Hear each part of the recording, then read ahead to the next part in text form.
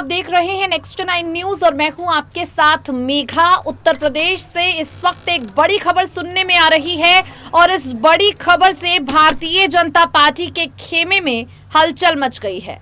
आप सब जानते हैं सिरासू सीट से भारतीय जनता पार्टी ने केशव प्रसाद मौर्य पर दांव लगाया था। समाजवादी पार्टी ने केशव प्रसाद मौर्य के सामने पल्लवी पटेल को उतारा था। केशव प्रसाद मौर्य इस सीट से चुनाव हार गए। चुनाव के बावजूद यहां पर केशव प्रसाद मौर्य पर बीजेपी ने फिर से दांव खेला।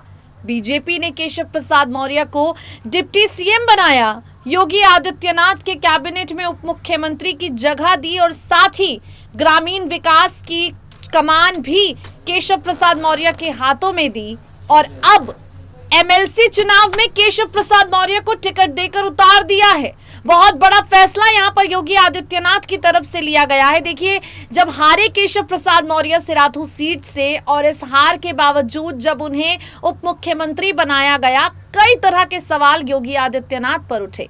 सवाल बीते दिनों सदन में पल्लवी पटेल ने भी उठाया, कहा कि जिसे जनता ने ठुकराया उसे आपने उप मुख्यमंत्री बनाया, ये जनता के वोट का अपमान है। केशव प्रसाद मौर्य को लेकर योगी आदित्यनाथ सवालों के कटघरे में हमेशा खड़े रहते हैं और ऐसी परिस्थितियों के बीच में एक बार फिर से योगी ने केशव प्रसाद मौर्य को एमएलसी का टिकट दे दिया है। आपको बता दें, पहले पूरी तरह से माहौल ऐसा बन रहा था कि ये जो टिकट है ये अपर्णा यादव को मिलेगा, लेकिन अब अपर्णा यादव रेस से बाहर हो गई हैं। केशव प्रसाद मौर्य ने बाजी मार ली है, जिसके बाद यूपी का माहौल क्या है, अपनी खास रिपोर्ट के जरिए हम आपको दिखाते हैं। यूपी में इस एक मुद्दे को लेकर क्या कुछ हो रहा है, कैसे योगी आदित्यनाथ अपने इस फैसले से फंसते जा रहे हैं। 2024 के मद्देनजर पिछड़ी वर्ग को साधने के लिए केशव प्रसाद मौर्य पर लगातार योगी आदित्यनाथ दांव खेल रहे हैं, लेकिन योगी के इन दावों से बीजेपी के अंदरूनी खेमे में क्या हलचल है, सुनिए जरा। भारतीय जनता पार्टी में सिराथू सीट से डिप्टी सीएम केशव प्रसाद मौर्य को चुनावी मैदान में उतारा गया। केशव प्रसाद मौर्य सिराथू सीट पर जीत दर्ज नहीं करा पाए। यहां पल्लवी पटेल समाजवादी पार्टी की तरफ से जीत गई। सिराथू सीट पर हार के बावजूद केशव प्रसाद मौर्य को उप मुख्यमंत्री बनाया गया। उन्हें ग्रामीण विकास की जिम्मेदारी सौंपी गई। योगी आदित्यनाथ ने केशव प्रसाद मौर्य पर ये जो मेहरबानी दिखाई, इसे लेकर बीते दिनों पल्लवी पटेल ने सदन में निशाना भी साधा था।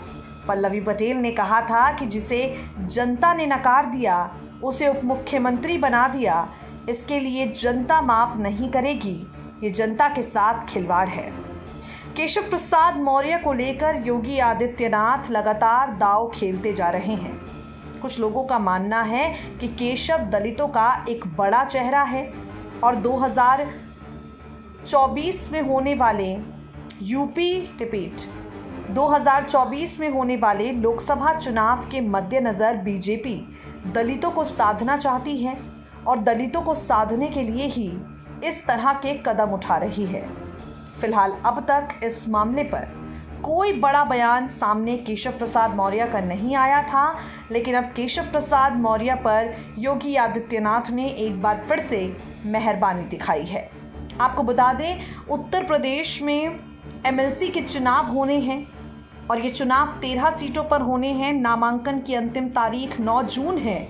बीजेपी अपने 7 उम्मीदवारों का ऐलान पहले कर चुकी थी, लेकिन अब भाजपा ने 2 और उम्मीदवारों का ऐलान कर दिया है। केशव प्रसाद मौर्य पर दांव लगाया है। बीजेपी की सूची में केशव प्रसाद मौर्य समेत योगी सरकार के 7 मंत्रियों को टिकट दिया गया है। डिप्टी सीएम केशव प्रसाद मौर्य को एमएलसी बनाने के लिए योगी आदित्यनाथ ने बड़ा कदम उठाया है।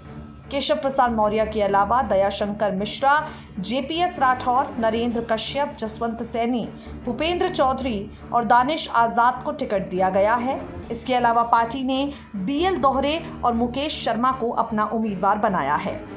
गौर हो, केशव प्रसाद मौर्य का कार्यकाल 6 जुलाई को खत्म हो रहा है और केशव प्रसाद मौर्य यहाँ पर दोबारा से डिप्टी सीएम बने हैं, तो उन्हें किसी सदन का सदस्य होना अनिवार्य है।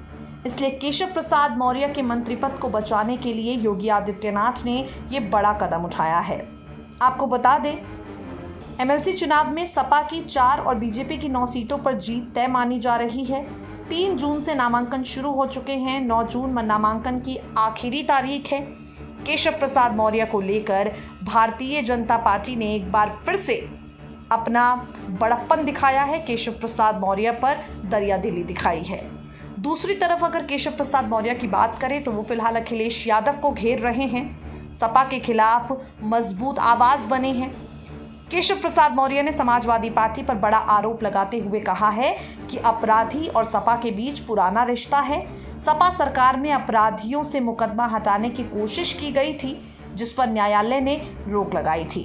केशव प्रसाद मौर्य पर योगी मेहरबान हैं और केशव सपा को घेरने की पूरी कोशिश करते हुए हर दिन नजर आ रहे हैं। नेक्स्ट 9